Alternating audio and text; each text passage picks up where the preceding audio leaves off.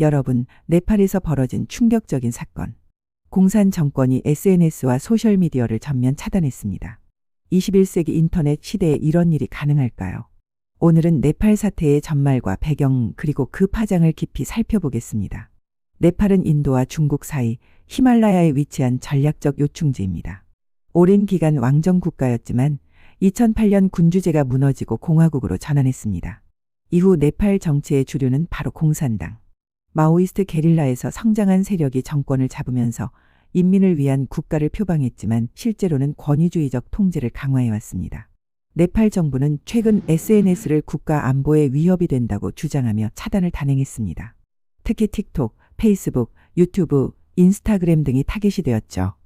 허위 정보와 가짜뉴스 확산 차단, 외세의 개입 방지, 젊은 세대의 불온한 사상 차단. 하지만 전문가들은 이렇게 분석합니다.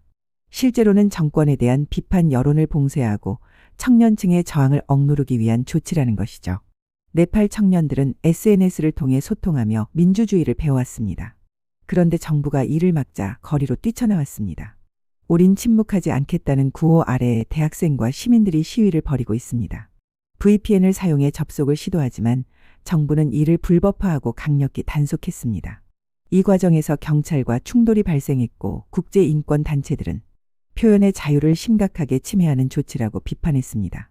국제사회는 크게 우려를 표했습니다. 미국과 유럽연합은 네팔 정부의 SNS 차단을 민주주의 후퇴로 규정했습니다.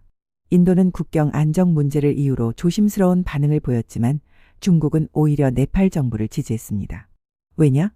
중국 역시 만리방화벽으로 SNS를 통제하는 대표적 국가이기 때문입니다. 흥미로운 건 네팔 내부에서도 갈등이 존재한다는 겁니다. 일부 개혁 성향 의원들은 표현의 자유를 억압하면 젊은 세대가 등을 돌릴 것이라며 반발했습니다. 그러나 강경파는 서구식 자유주의는 네팔에 맞지 않는다며 단속을 강화하려 했습니다. 결국 이는 단순한 SNS 차단이 아니라 권력 유지냐 개혁이냐를 둘러싼 정권 내부의 투쟁으로 이어졌습니다. SNS 차단은 단순히 정치 문제가 아닙니다.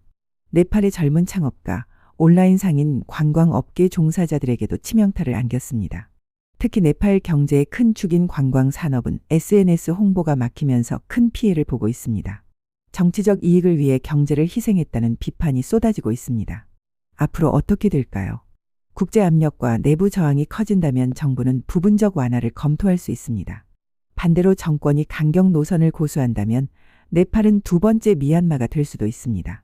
즉 민주주의가 후퇴하고 인터넷이 통제된 폐쇄 사회로 전락할 위험이 있는 것이죠. 네팔의 SNS 차단 사태는 단순히 한 나라의 문제가 아닙니다. 21세기에도 여전히 표현의 자유는 싸워서 지켜야 하는 가치라는 것을 보여주죠. 여러분은 어떻게 생각하시나요? 가짜뉴스 차단을 명분으로 한 SNS 검열 과연 정당화될 수 있을까요? 댓글로 여러분의 의견을 남겨주세요. 구독과 좋아요는 큰 힘이 됩니다. 감사합니다.